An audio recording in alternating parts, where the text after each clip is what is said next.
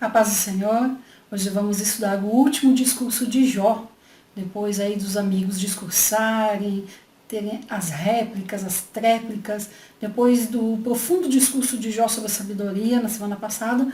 Hoje então nós chegamos nas últimas palavras de Jó, que compreendem os capítulos 29, 30 e 31 do livro que leva o seu nome, Jó. Eu sou Janaína Bosch e congrego com meu marido e minha filha na Igreja Assembleia de Deus, aqui em São José dos Campos.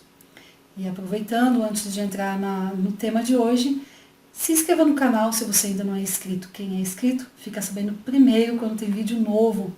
E não deixe também de curtir e compartilhar se esse vídeo for bênção para você, nos ajudando a divulgar a palavra de Deus. O tema de hoje, então, lição número 10, tem por título A Última Defesa de Jó. O textual está em Jó 31:4. Ou não vê ele os meus caminhos e não conta todos os meus passos? Verdade prática, ao olhar retrospectivamente para o passado, lembre o quanto Deus trabalhou nele.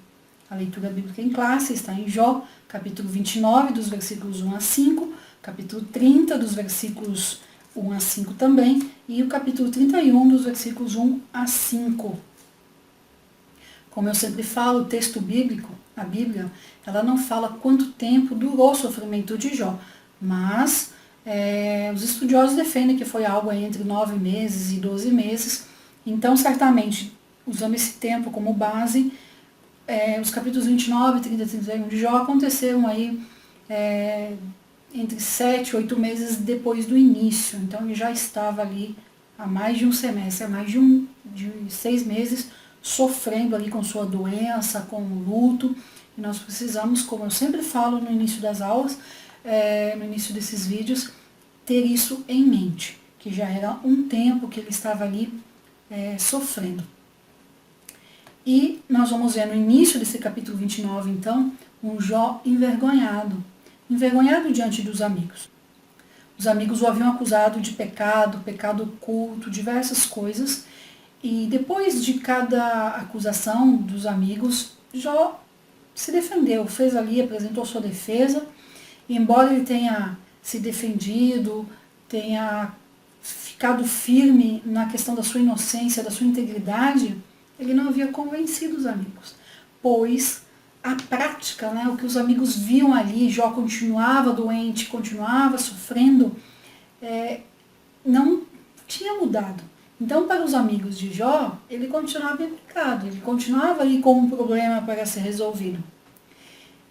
Ou seja, cada sábio dos 4 ali, Jó e esses 3 amigos, os que são citados até aqui, cada um havia falado e cada um estava convencido da sua verdade.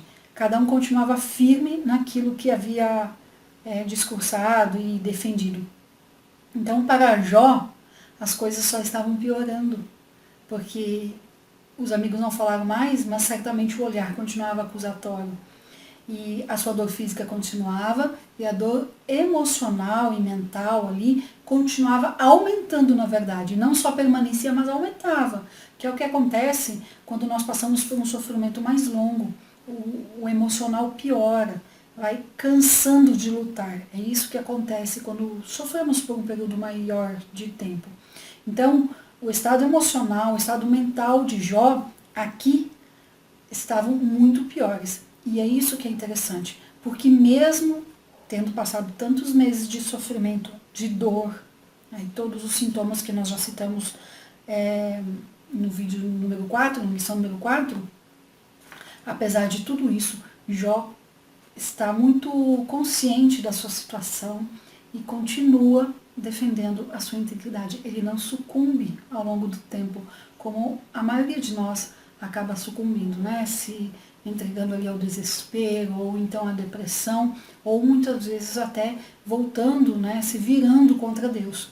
Jó não tem nenhuma dessas atitudes, e é isso que é mais interessante e o maior exemplo ali de constância e perseverança na sua defesa de inocência.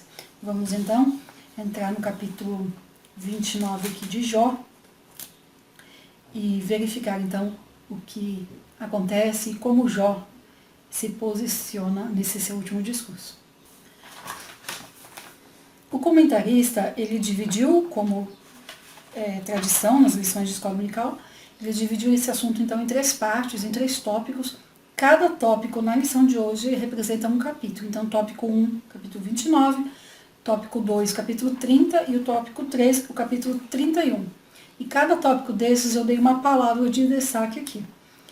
Até mesmo para entendermos melhor o discurso de Jó. O capítulo 29, então, ele vai tratar do passado, capítulo 30 do presente, e no capítulo 31, Jó coloca então um olhar ali sobre o seu futuro. No capítulo 29, o tom, a palavra que eu destaquei aqui é nostalgia. É como Jó olhando pelo retrovisor, olhando para o que aconteceu, como era a sua vida. E ele começa então, no versículo 1, falando assim, quem me dera ser como fui nos meses passados. Por isso, até por essa fala, que entende-se que foi aí 7, 8 meses de tempo, desde o início do seu sofrimento. Quem me dera ser como fui nos meses passados, como nos dias em que Deus me guardava. Então aqui ele remete à proteção de Deus, nesse versículo 2. O 3, quando fazia resplandecer a sua lâmpada sobre a minha cabeça, quando eu, guiado por sua luz, caminhava pelas trevas. E no versículo 3, então, ele fala dessa bênção de Deus, que é a proteção de Deus. O 4, como fui nos dias do meu vigor, quando a amizade de Deus estava sobre a minha tenda. Versículo 4, então, falando ali da sua saúde, do seu vigor, da sua energia. E o versículo 5, em especial, dói ao coração, principalmente de quem é pai, de quem é mãe. Nos remete lá ao início do capítulo do livro, no capítulo 1, no versículo 18, que traz ali o versículo 19, onde morreram todos os seus filhos, 7 filhos e 3 filhas. Então o versículo 5 fala assim, quando Todo-Poderoso ainda estava comigo e os meus filhos em redor de mim. Então ele aqui ainda, os primeiros meses de luto dos seus filhos, ele relembra então o tempo em que os 10 filhos estavam ali, ao redor dele. E com certeza a dor emocional de falar isso é indescritível. Nós não temos como imaginar perder 10 filhos de uma vez só. Então, nessa primeira parte, Jó lembra de forma nostálgica o seu passado recente, há poucos meses, onde ele tinha todas as bênçãos de Deus, onde Deus o protegia, Deus o orientava ali com sua luz nas dificuldades, onde a presença de Deus era real na sua vida, onde ele sabia que Deus estava ali. E lembra então, de forma nostálgica e com certeza com dor, dos filhos ao redor dele ali. Sente a falta dos filhos, então a saudade dos filhos. E Jó continua nesse capítulo 29, então, falando do quão próspero ele era e de como ele era respeitado. O versículo 7 ele fala assim, quando eu saía para a porta da cidade e na praça me era dado sentar-me. Citando então um hábito que se tinha para os juízes, os anciãos do lugar, que eram respeitados, eram procurados para orientação. Tanto jovens como velhos o procuravam pedindo orientação. Versículo 8 fala, os moços me viam e se retiravam, os idosos se levantavam e se punham em pé. Em sinal de respeito, em sinal de honra para com Jó. Vamos adiantar aqui um pouquinho e vamos para o versículo 14. Eu me cobria de justiça e a justiça me servia de veste. Como manto e turbante era a minha equidade. Eu me fazia de olhos para o cego e de pés para o coxo. Dos necessitados era pai e até as causas dos desconhecidos eu examinava, dando realmente esse tom de como um juiz. Jó, e é bem interessante e necessário que citemos isso, Jó não fazia esmola para os pobres. Ele não dava um trocado, ele não dava uma moeda. Ele realmente ajudava, ele realmente acudia aos necessitados. Ele era como um pai para os necessitados. Ele cuidava dos estrangeiros, ele ajudava as viúvas, ele ajudava todos ali que necessitavam de alguém justo. Então Jó, aqui, ele demonstra claramente que ele cuidava dos pobres, ele cuidava de quem precisava ser cuidado.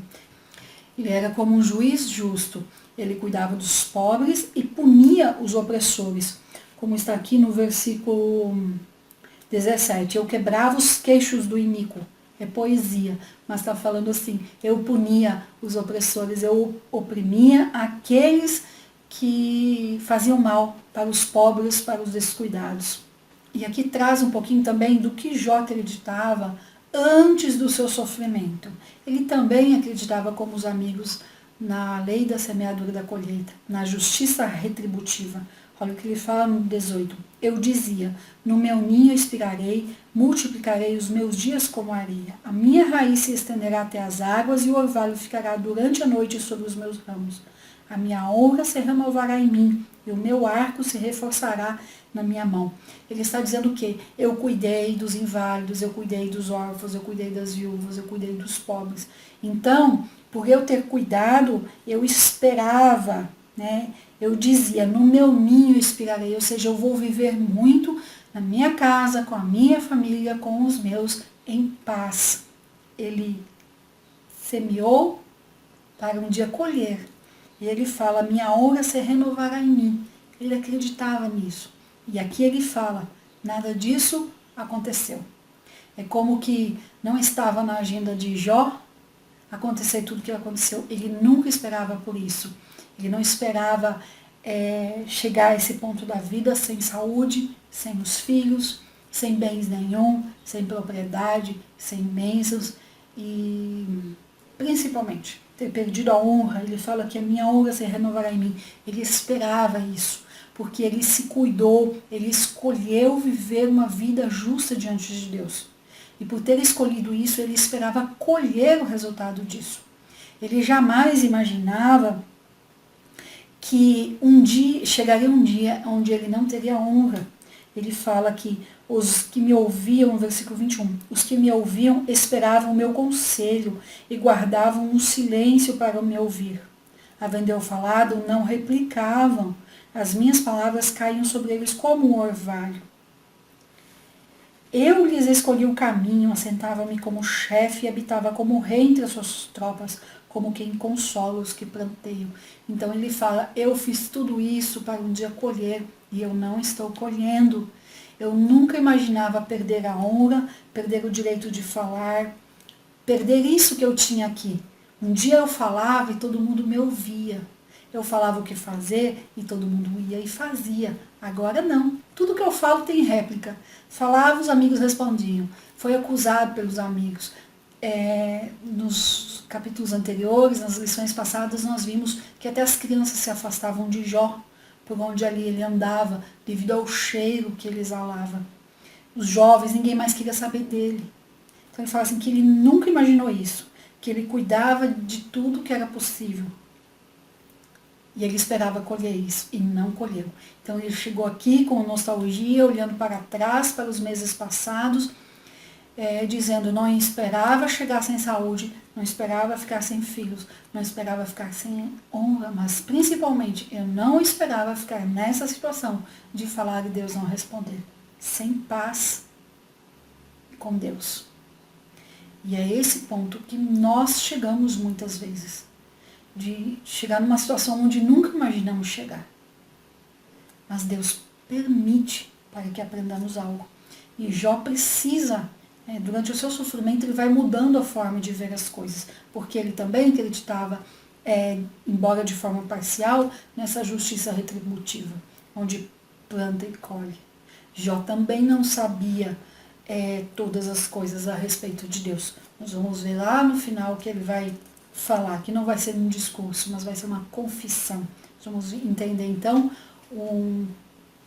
algo que precisava ser complementado aqui na teologia de Jó, na crença dele. E eu falei que Jó não dava esmolas, mas ele ajudava sim o pobre, ajudava quem precisava, mas também ele não era socialista, porque muitos pegam esse capítulo 29 de Jó para defender as ideias socialistas. E Jó em momento nenhum era socialista. Primeiro que ele não distribuiu tudo que ele tinha para os pobres, mas ele ajudava de forma a promover a justiça social.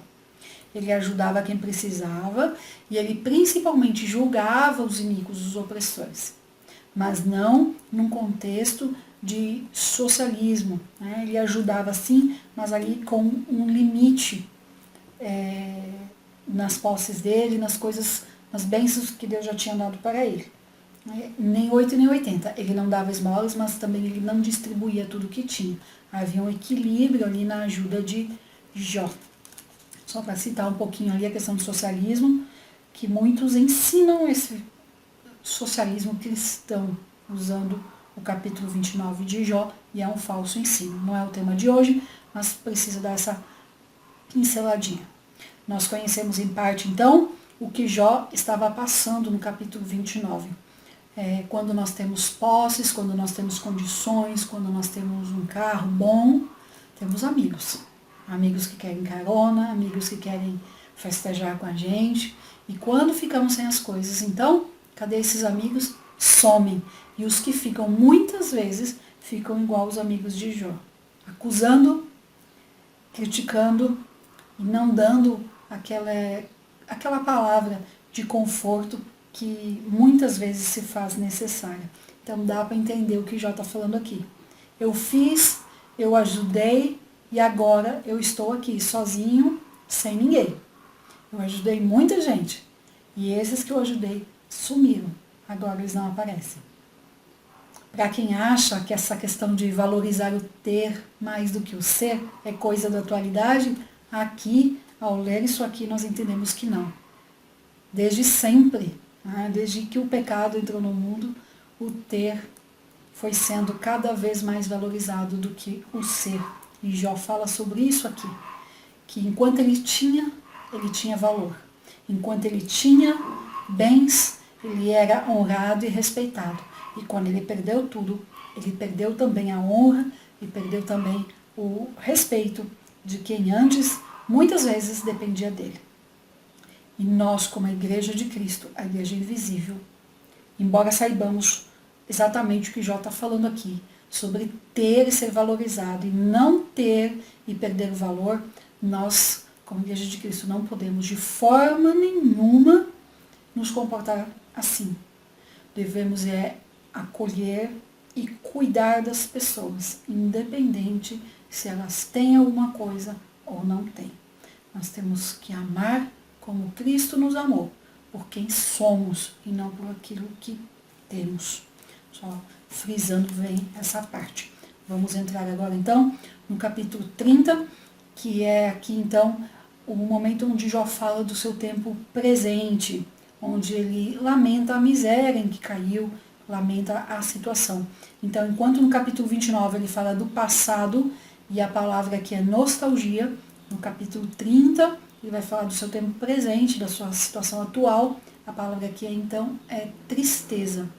E esse capítulo 30, então, ele mostra um contraste muito grande para o capítulo 29, onde o 29 ele estava bem, lembrando ali do seu passado, mostrando o quanto ele era abençoado. Aqui no capítulo 30, principalmente os versículos de 1 a 8, mostram Jó então triste, desanimado, como que no fundo do poço.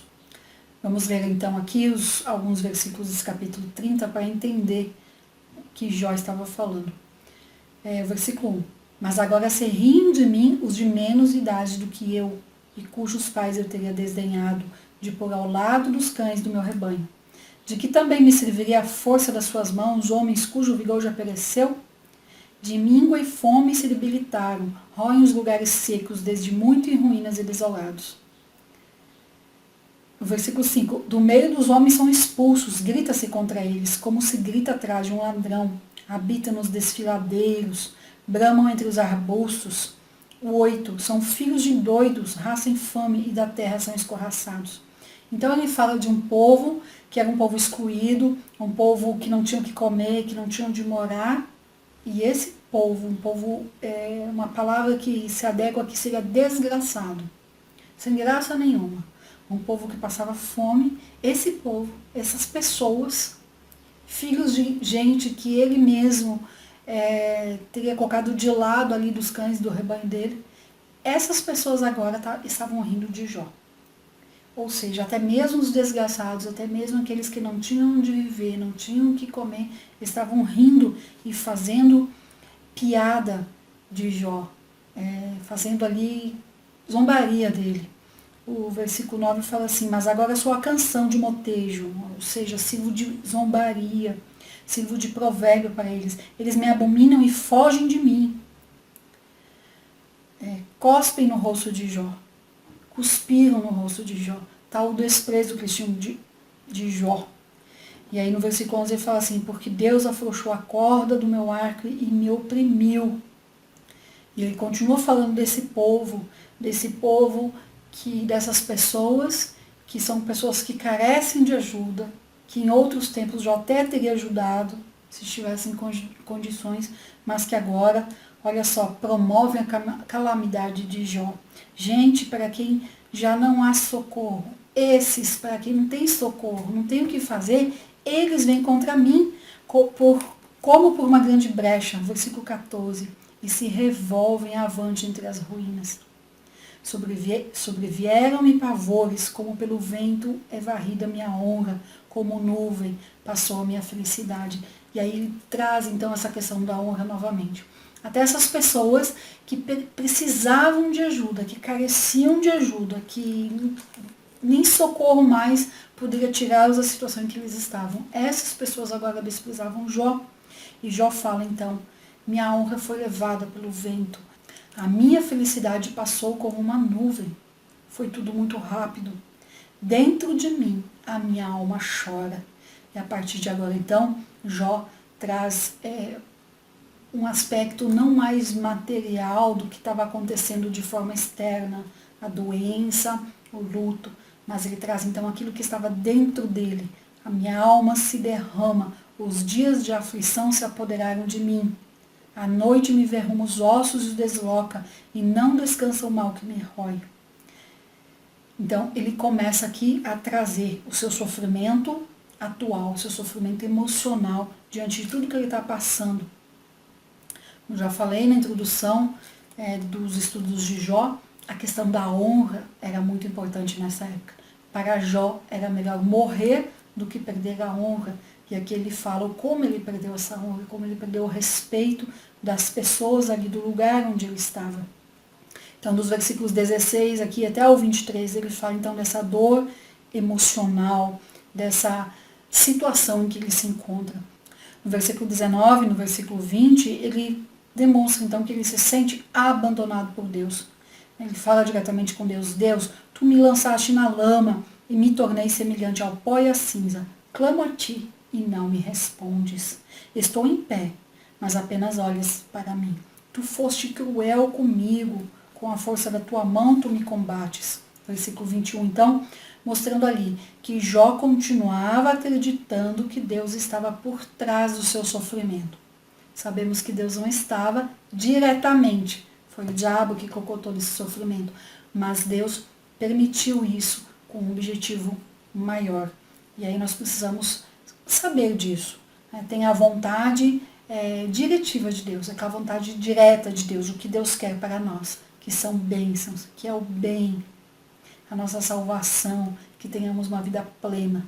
Mas muitas vezes Deus permite o sofrimento, Deus permite a dor, Deus permite as lágrimas, para que nós possamos avançar no processo de santificação e ficarmos mais parecidos com Jesus através do sofrimento. O sofrimento nos aproxima de Deus. O sofrimento faz com que nós colocamos o pé no freio e olhemos a situação em que estamos e nos voltemos para Deus. Então Deus permite sim as desgraças na vida para que nós possamos nos voltar para Deus e avançarmos no que eu já falei de processo de santificação. Então Deus permite sim esse tipo de coisa. E embora que Jó ache, acredite que Deus está diretamente ligado ao sofrimento, que é Deus que está combatendo com ele, aqui no versículo 21, nós sabemos que não era Deus combatendo diretamente com Jó, mas nós sabemos que Deus havia permitido isso. E aqui nos versículos, então, 22, 23, Jó fala o seguinte, né? Pois eu sei que me levarás à morte e à casa destinada a todo vivente. Então, Jó falando, né? Que sabia que Deus estava ali e que o objetivo de Deus era levá-lo à morte. Mas depois nós vamos ver lá no finalzinho do livro que Jó vai falar, né? Eu disse coisas que eu não sabia e penso que uma dessas coisas foi exatamente isso. Né? Pois eu sei que me levarás à morte. E na verdade não foi. Deus restaurou ali a situação de Jó. E os versículos 25 a 30, Jó então fala que ele cuidou de muitos e agora ele não está sendo cuidado. Ele fala que ele está sendo ignorado por aqueles que ele ajudou. Acaso não chorei sobre aquele que atravessava dias difíceis? Ou não se angustiou a minha alma pelo necessitado? Ou seja, chorei com os que choravam, eu cuidei, e agora ninguém faz isso por mim. E aqui até lembra um pouco do discurso de Elifaz, lá no capítulo 22, onde Elifaz acusou Jó de não praticar justiça social, de não ter esse cuidado com os pobres, com os necessitados. Jó que fala, eu fiz sim, eu chorei com os que choravam, eu me angustiei com o necessitado. Dando até uma resposta aqui para Elifaz. Versículo 26 ele fala assim, aguardava eu o bem, e eis que me veio o mal. Eu esperava a luz e me veio a escuridão. O meu íntimo se agita sem cessar e os dias de aflição me sobrevêm. O versículo 30 fala assim, enegrecida se me cai a pele e os meus ossos queimam em febre, citando então um dos sintomas ali da sua doença, que era a febre contínua. E Jó termina falando então no 31, né, o versículo 31 do capítulo 30, por isso a minha harpa se me tornou em prantos de luto e a minha flauta em voz dos que choram, citando o que ele estava sentindo ali, o seu pranto, o seu luto, o seu choro, a sua dor, sozinho. Todos que receberam ajuda de Jó viraram as costas para ele. Todos os que em algum momento ele esteve junto aqui simplesmente ignoraram sua situação, quando não riram e zombaram da situação dele. E aí dessa forma então nós entramos no capítulo 31, na última parte aqui do seu discurso, onde ele continua declarando a sua integridade e ele tem então esse olhar para o futuro que eu citei lá no início desse vídeo. E a palavra aqui para esse capítulo 31 é desafio. No capítulo 29 foi nostalgia, capítulo 30 tristeza e aqui no 31 então um desafio. Por quê? Esse capítulo 31 é chamado de discurso do desafio, porque no final ele desafia Deus. Jó ali, firme e convicto da sua posição, acaba por desafiar a Deus. Os amigos de Jó permaneceram em silêncio durante o capítulo 29, durante o 30 e continuarão em silêncio aqui então. Eles não falam mais. E Jó percebe que nada do que ele fala consegue convencer os amigos da sua integridade, da sua justiça. Cada um continua firme na convicção ali do que havia falado, no seu próprio discurso. E nesse clima de Jó tentando convencer os amigos da sua integridade, durante meses os amigos continuaram acusando, nesse clima Jó então entende que ele precisa se defender uma última vez. E é o que ele faz aqui no capítulo 31. Ele começa então se defendendo sobre as acusações de pecados sexuais, de adultério e pecados ocultos que os amigos tinham feito. No versículo 1, do 1 ao 4, ele fala então da sua ética sexual. Olha só. Fiz aliança com os meus olhos, como, pois, os fixaria eu numa donzela? Que porção, pois, teria eu do Deus lá de cima e que herança do Todo-Poderoso desde as alturas? Acaso não é a perdição para o iníquo e o infortúnio para os que praticam a maldade? Ou não vê Deus os meus caminhos e não conta todos os meus passos? Então Jó tinha ciência de que Deus estava olhando ali a sua vida, contando os seus passos, e ele escolheu guardar até mesmo os seus olhos. E isso nos remete lá a Mateus 5, no Sermão do Monte, quando Jesus traz exatamente essa questão do olhar. Quando lemos o Velho Testamento, no Velho Testamento o adultério era só quando era pego no ato, né, ali no ato sexual. E Jesus traz, então, essa questão de Jó, dos olhos, né, o que os olhos veem. Capítulo 5, versículo 27. Ouvistes que foi dito, não adulterarás. Eu, porém, vos digo, qualquer que olhar para uma mulher com intenção impura, no coração já adulterou com ela. Então, assim, aqui não é só fisicamente, é presencialmente. Aqui entra a questão da pornografia, papel, telas, não importa. É o olhar que fala. Se no coração já desejou, já cometeu adultério, mas é o olhar que busca, que foca e que imagina. Qualquer que olhar para uma mulher com intenção impura. Então aqui Jó fala, eu fiz aliança com os meus olhos, para não deter o meu olhar em moça nenhuma, em donzela nenhuma. E só que, né, mais um parênteses que cabe, o olhar é para o homem, o que a fala é para a mulher. Então, tudo aquilo que pode acontecer com o olhar do homem, no sentido de ser atraído, de desejar, de pecar pelo olhar, a mulher é pela fala. Então, mesmo tanto que os homens precisam fazer como Jó, aliança com os próprios olhos para não pecar, as mulheres precisam fazer com seus ouvidos e não ficar ouvindo conversinha. Aquilo que acontece, e é até jargão, né? Muita gente fala, uma mulher tão bonita com um homem feio. Porque a mulher não, embora chame atenção a beleza, mas o que mais prende uma mulher é justamente a fala. Assim como que o que prende o homem é o olhar. Mas temos que aprender com Jó, fazer aliança com os nossos próprios olhos, fazer aliança com os nossos ouvidos e cuidar muito, os homens o que olham, as mulheres o que escutam, para não cairmos em pecado. É interessante que lá em Tiago 7 fala para nós resistirmos ao diabo e ele fugirá de nós. Resistir, ou seja, ficar firme na posição onde estamos, fazer força, nos esforçarmos para ficar ali, firme. Mas quando fala de impureza sexual, de imoralidade sexual, a Bíblia fala para fugir. Tá? Em 1 Coríntios 6, 18. Fugir. Foge. Foge da imoralidade sexual. Não ficar perto. É como o alcoólatra, que não pode nem sentir o cheiro da bebida. É fugir. Não ficar perto. Não entrar em lugares que pode trazer esse olhar. Não entrar em sites que pode levar para a pornografia, que sabe que está lá. Não ver revistas, livros, enfim, tudo que tem aí que pode te levar a pecar. Esse parênteses aqui sobre Jó. E ele vai falando aqui, se andei com falsidade, se o meu pé se apressou para o engano. Até o versículo 12, ele trata então do que os amigos o acusaram, de pecados sexuais, de adultério, de vários pecados aqui, pecado oculto, né? Se andei à espreita, ele fala aqui.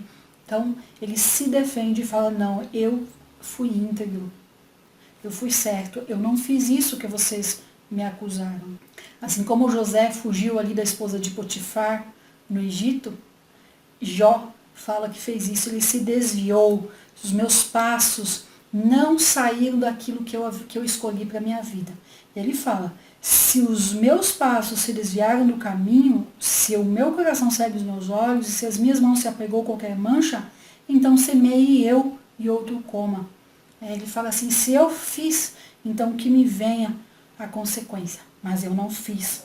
Ele fala, pese-me Deus em balanças fiéis e conhecerá a minha integridade. Ou seja, eu não fiz o que vocês me acusaram. Eu escolhi um caminho, eu escolhi o caminho da integridade para mim. E eu vivi esse caminho.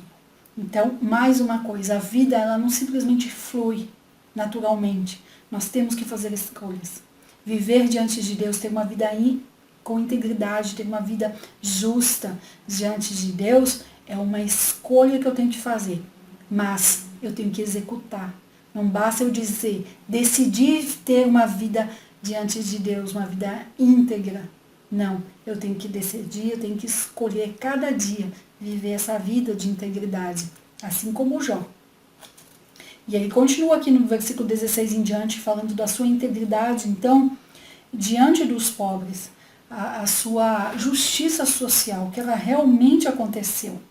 Ele fala no 19, se alguém vir perecer por falta de roupa e ao necessitado por não ter coberta, se os seus ombros não me abençoaram, se ele não se aquentava com a lã dos meus cordeiros, se eu levantei a mão contra o órfão, então caia a omoplata do meu ombro e seja arrancado o meu braço da articulação, porque o castigo de Deus seria para mim um assombro e eu não poderia enfrentar a sua majestade.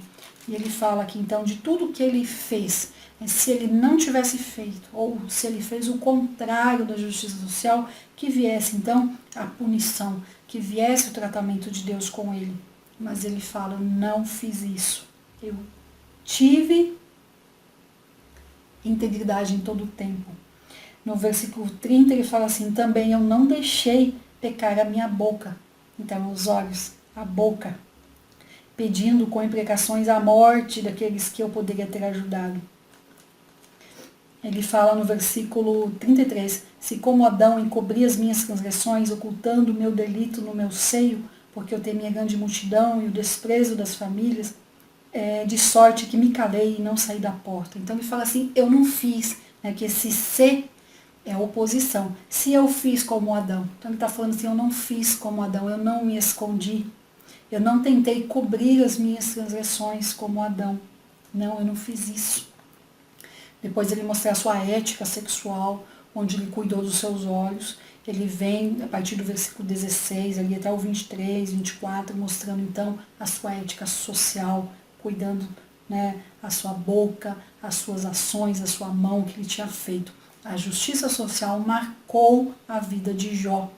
E ele mostra que isso só aconteceu, como eu falei, porque ele tomou uma decisão. Isso não foi natural. Ele decidiu, ele escolheu viver uma vida íntegra diante de Deus. Cuidar dos órfãos, das viúvas, dos escravos, dos estrangeiros. E Tiago 1,27 fala sobre a verdadeira religião, que é exatamente o que Jó fez. Não havia igreja, não havia líder, não havia pastor, não havia uma comunidade de fé como nós temos hoje, para ajudar, para ensinar, para dar aquela puxadinha de orelha quando precisa. E mesmo assim, Jó ali, por si, e na sua força de caráter, na sua força de vontade, ele escolheu viver uma vida de temor a Deus. E essa vida de temor a Deus refletiu na sua decisão de ética sexual e ética social. Ele não precisou de ninguém que chegasse para ele e dissesse, é pecado o adultério, é pecado ter 2 mulheres, é pecado ter amante. Não. Ele escolheu viver assim, para agradar a Deus, porque ele vivia uma vida de temor a Deus. E é essa vida de temor a Deus que nós precisamos escolher, né, decidir por isso e viver isso a cada dia, executar.